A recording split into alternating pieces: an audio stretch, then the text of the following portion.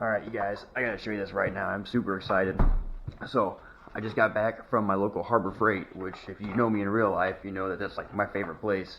And I found something awesome there. I can't believe they had this in stock. Alright, check this out. I found at my local Harbor Freight a brand new weight reduction kit specifically for a 1972 Chevy Monte Carlo. And here it is. Check this out. This is a Hercules weight reduction kit. And inside of it is a bunch of different size weight reducers in here. Yeah, super excited about this. Can't believe they had this in stock, and it is a perfect fit for this rig over here. So, yeah, that's what we're going to be doing this time. We're going to be reducing some weight on the old Monte Carlo.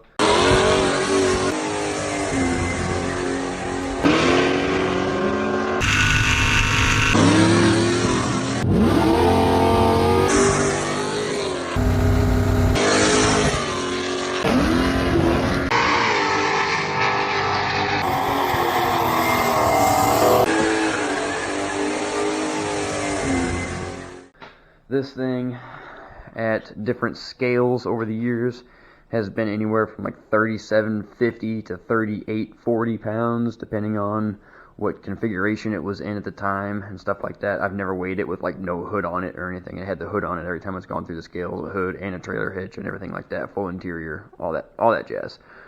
I don't know how much we're gonna be able to actually reduce the weight on this thing by just cutting holes in it, but we're going to find out. And I also snagged me a brand new Harbor Freight 5-gallon bucket, which we're going to use to weigh stuff. I also stole the scale out of the bathroom, so we're going to be filling up this bucket with chunks of metal that we cut off of here. And there's probably stuff that we can do without cutting too. There's probably some, if I just look at it now, there's probably some miscellaneous brackets and stuff like that that just don't hold on to anything. Like I don't think this bracket's really holding on to anything anymore now that we don't have inner fenders on this guy. But yeah, I reckon that there's probably, you look underneath, there's probably old exhaust hangers under there that haven't held up exhaust in 20 years. So there's probably some weight we can get out of this thing just by unbolting stuff. But I like cutting stuff too, so we're going to cut some stuff too. But yeah, we'll start cutting, we'll start unbolting, and we'll start weighing stuff, and we'll just see how much weight we can actually take off of this thing. So when I was trying to figure out what the next thing I was going to do with the car was, I kind of made a list of a bunch of things that I wanted to get done before my next race, which is the circuit, which is coming up in beginning of April, sometime like April 5th or something like that. That one starts in Oklahoma, goes to Joplin, Missouri, and then goes back to Oklahoma, Tulsa, I should say. Tulsa, Oklahoma is where it starts. And yeah, that's in April. Right now it's January, so I got a couple months. Not a lot of time. But before the circuit, I need to change the gear in the distributor. I've got a bronze gear in there now, and I have been just wearing those dudes out. Talked to somebody on Instagram, and he recommended a melanized gear. So I have one over there in that box, so I'll have to yank the distributor out, pop that melanized gear in one of these days. That's supposed to keep it from wearing out on these street cars. I also have ordered some parts to do a Hydro Boost brake conversion on this car to get rid of this little tiny brake booster I have there. This thing, the brakes are just real inconsistent with that little tiny brake booster. So I thought I'd go to a Hydro Boost system because I'm not going to get rid of my power steering. So that'll allow me to use the power steering as my power brakes. So we gotta do that. I've also got up there a brand new rear gear set for this car that I want to put in. It's got 373s right now. Those are 342s. I'd like to get those guys in there just to get a little bit better cruising down on the highway and maybe stay in first gear just a little bit longer. I've also got a brand new it's backwards in there, but Jegs tachometer that I want to put in this rig. I've got this little itty bitty tiny tack right up here. That's kind of hard for me to see while I'm driving down the track because I do shift this thing manually on the column. So I'm going to take that Jegs tack and I'm going to put it up there on that A-pillar roll cage bar up there. And this guy's got a shift light too, so I won't actually have to look at it while I'm going down the track. I can just wait for the light to come on and then shift. So I can actually look where I'm going when I'm racing, which I think will be pretty cool. Also, in line with changing the rear end gears, this thing has had a perpetual rear end leak for like, I don't know, since I put this rear end in there, and I'm pretty sure I know what's causing it. I've had this thing apart a bunch of times trying to find out why it's leaking, but I think now I know. I have the parts to fix it. Oh, I also got a new fuel pressure gauge. As you can see, this car is not running, has not run in a few weeks, and this gauge still says 15 psi. So that gauge is busted. I've got a new gauge that's an electronic gauge, so I'll put a pressure sender in there and then run it into a gauge inside so I can actually record that gauge while I'm racing as well. As you may not have watched my last video, my horn doesn't work, or maybe it just works all the time. I gotta do something about that. You gotta have a horn to pass tech inspection in any of these drag and drive races. And I'm also suspicious that this wheel bearing on this side is going out, so I probably need to replace that wheel bearing. These studs are starting to kind of strip out from changing wheels and tires at the track so many times. You can see these back wheel studs are pretty rusty. All the finish is worn off of them just from, you know, same thing, impact on, impact off. So I do have at the bottom of this box some new wheel studs in there. Probably need new brake rotors and pads on this thing. I should probably do that when I do the hydro boost conversion as well. But yeah, what we're going to do today is we're going to start taking weight off this thing, because that's probably the most important thing, is to make it go faster. We're not going to fix the leaks or the lack of gauge information or the fact the wheel bearing might be going out or the fact that the brakes are real inconsistent or anything like that. We're just going to try and make it go a little bit faster. Got the rest of my hole saws laid out here. I went ahead and just put the big one in the drill just to start with. So like I said, these go up to 1.5 inches. I think this is 1 5/8, 1 3/4, 2 inch, 2.5. I think this might be another 2-inch one, same as that one. And then this guy is like 3 1/4. I think that might be for like a screen door or something like that.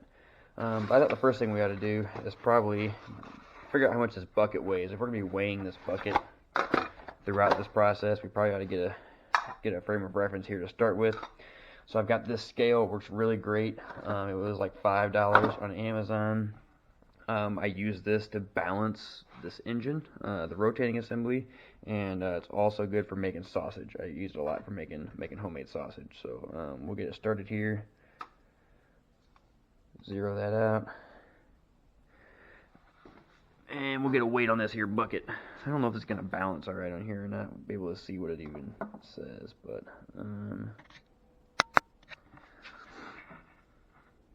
hard to see it, but it says 1.6 pounds. So bucket is 1.6. So I'm going to go ahead and write 1.6 pounds on this bucket so we don't forget. Alright, 1.6 pounds. That's our starting weight of this bucket. So everything we put in this bucket, if it weighs more than 1.6 pounds, then we're headed in the right direction. If this bucket starts losing weight, then we got issues. So probably the first thing I'm going to tackle, like I said, is taking these brackets off down here, and then I also want to drill a hole right here. This is where the hood hinge mounts up, and it covers up this area anyway, so I thought I could probably just put a big hole right in there, and once I put the hood back on, nobody will be able to see it. So those are probably the first two things I'm going to tackle. I'll probably just go straight into cutting out that hood hinge hole, just because I really want to get a feel for how much weight I'm going to get out of this car with every hole saw cut.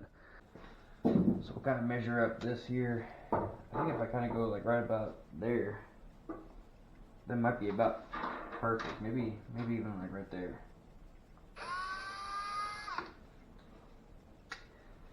Maybe if I turn the drill the right way.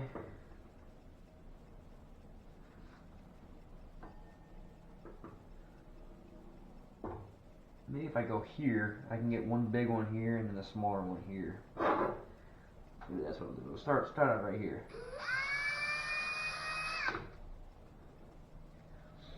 So I just drilled me a little mark here, and then I'm going to use a pilot drill to drill through that, and then I'll come back with the hole saw. I like using these little tiny pilot drills. I got these from Harbor Freight, surprisingly enough. It was in like a 5-pack for a couple bucks, and they're double-sided, so when this side gets dull, you can flip it over to the other side. And I find that a lot of times I don't even have to center punch the hole or anything like that. I can just use this and it drills right through. No issues. And then we'll set that somewhere where we can lose it, and we'll chuck up the big drill. This thing might be loud, so I'm probably going to throw on some ear protection here too.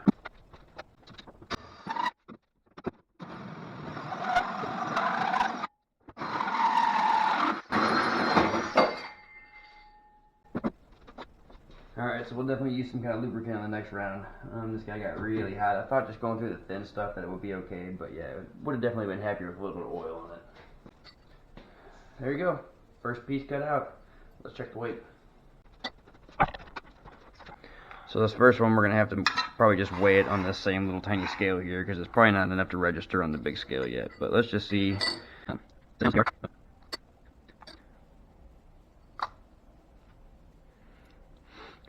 0.113 pounds.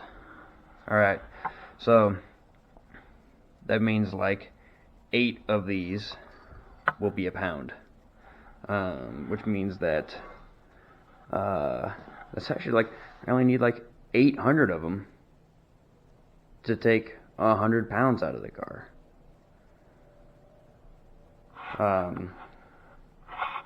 Yeah, let's get to work. We got work to do. First one in the bucket.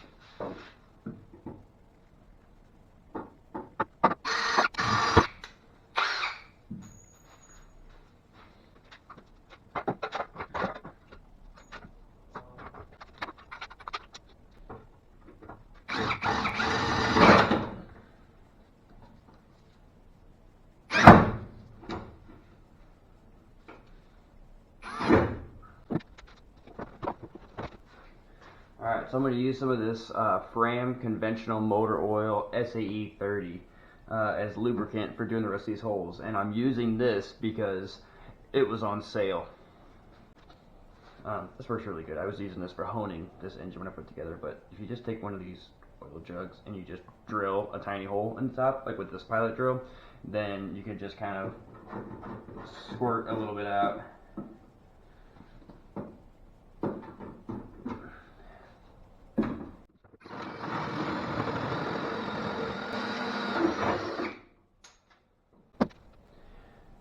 Small one in the bucket.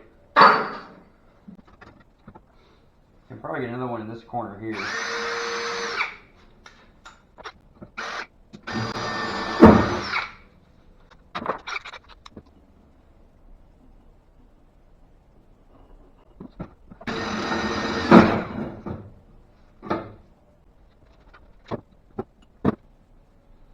Alright, I'm off to a good start here. I got ready to do my second hole here and just bent that pilot drill. So now I know why the kit comes with two.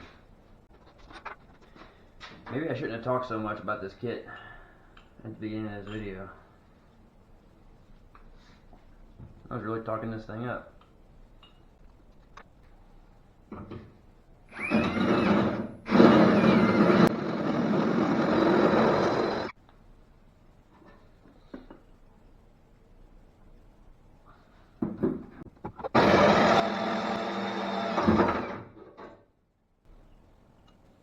Alright, third one in the bucket. Now I could probably keep going and putting holes all along here. But I wanted to start there just because I know that's going to get covered up with the hood hinge. So I'll probably come over and do this side if I can get around that brake booster. If not, I'll have to wait until I do that brake swap. And I have that brake cylinder, master cylinder and booster out of the way to come do this side. But yeah, I'm probably not going to be able to get in there this side. Maybe I should just keep going all the way along down there. I don't know. What do you guys think? Let's now that we got that done, let's go ahead and unbolt this guy over here, because this is probably going to be like 3 pounds right away. So that way we'll get enough in the bucket to where we might actually be able to weigh it with the big scale.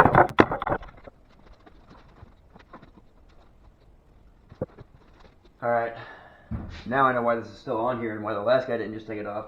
You have to take off this bumper bracket here to get this off, but the good news is, while I have this bumper bracket off, I can probably go ahead and put that in the vise and cut a hole in that too. So yeah, we'll get this bumper bracket off, we'll get this piece out, and then we'll put a hole in that bumper bracket.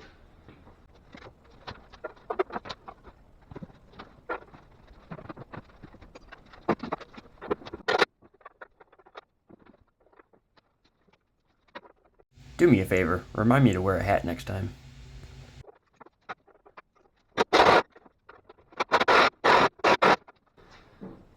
Alright, well that bumper bolt is just totally seized up in there, so yeah, it's pretty much how you should expect every project like this to go. So I'm not surprised, I'm just disappointed. So I got some of the super stinky rust penetrant. I'm probably just going to go ahead and spray everything while I have this out. And yeah, I'm sorry, you could probably smell this through the video, but it works, I guess. So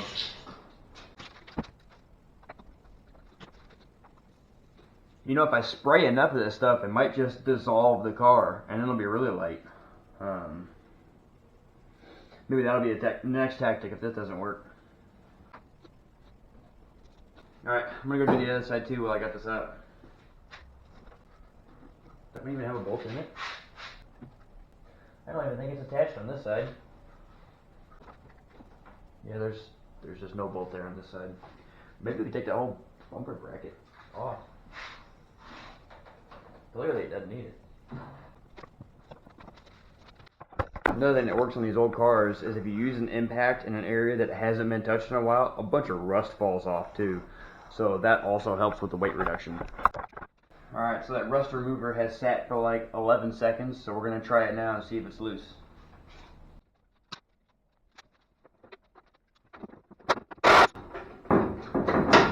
Well, that didn't work. Let's start working on one of these other ones. We'll let that sit a little bit longer.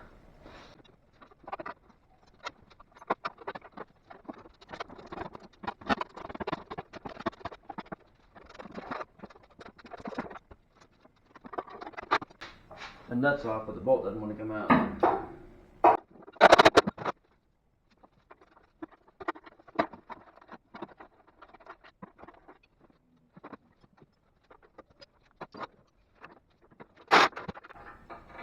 There it goes.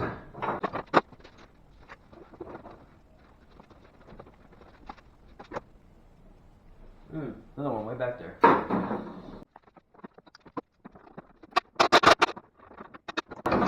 Alright, this part here is in the way of me getting to the side of the bolt. And, well, I can't get this thing out until I get that other bolt out. So, kind of in a weird spot here. Maybe I can get a different socket and get in there. I'm not sure if 3/4 is the right size.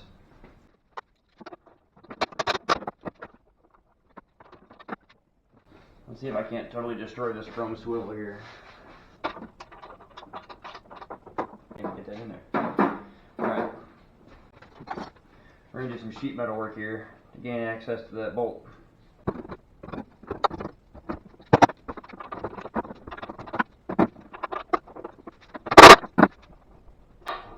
might have to do something silly like use a ratchet for that.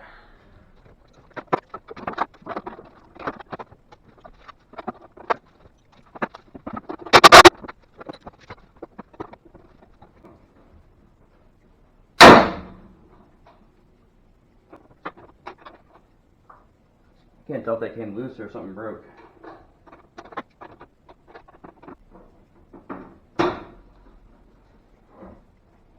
think it came loose.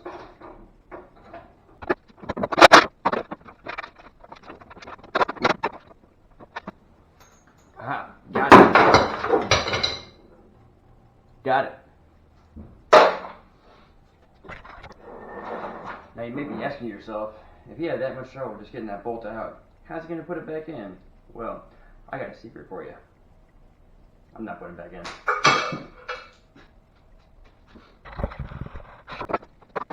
At this point, all the nuts were loose, but one of the bumper bolts was still seized to the bumper itself.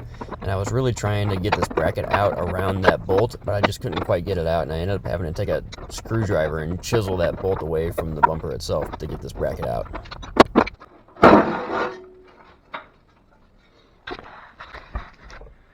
Ta-da! Got this guy out.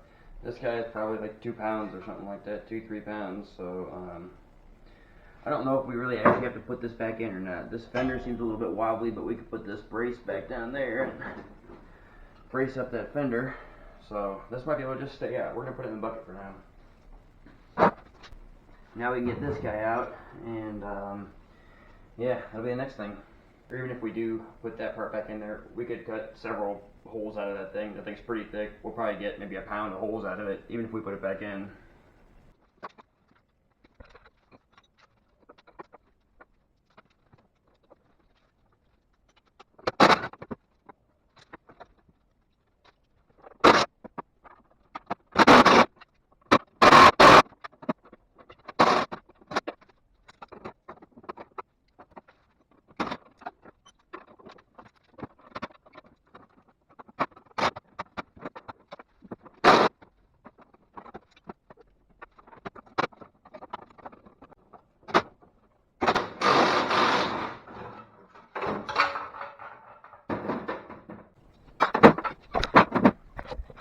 Alright, every piece I take off this car, I'm going to hold it up like a trophy fish, and that's going to be my memorabilia.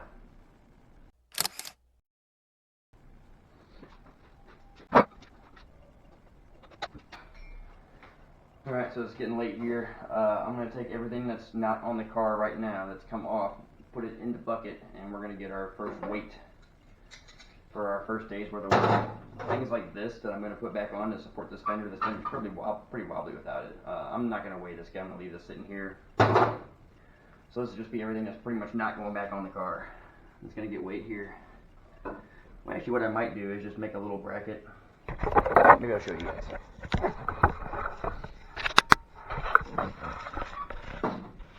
So this guy used to go from there up to over here on this side down to there to kind of support this fender, because you can kind of just when I just put my knees on it, it wobbles now a lot.